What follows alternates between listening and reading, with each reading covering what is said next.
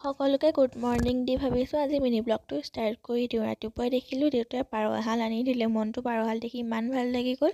লগালগ একদম আদা নহৰু কচুৱাত লাগি গ'লোঁ। মই আহি কেৰাহীও পাতিলোঁ, তেলো দিলোঁ। তেতিয়ালৈ মায়ে আনি মাংস ওচৰতে গোটাই দিলে।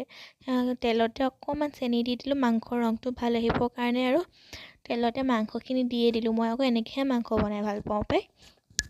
অলপ সময় মাংসখিনি ভাজি পিঁয়াজো দিলোঁ।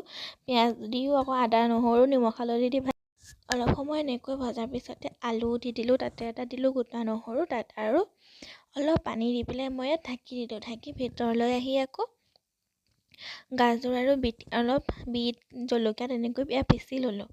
তাৰপিছত গৈ দেখিছোঁ মোৰ মাংসচোন পূৰা খাবলৈ ৰেডি হৈ আছে। তাকে আৰু ভিতৰলৈ কাঢ়ি আনিলোঁ। মায়েও ভাত বাঢ়ি দিলে। এয়া আজি আমাৰ দুপৰীয়া সাজটোচোন ৰেডিয়ে হৈ গ'ল। আপোনালোকে বাৰু কেনেকুৱা লাগিছে কমেণ্টত জনাবচোন দেই।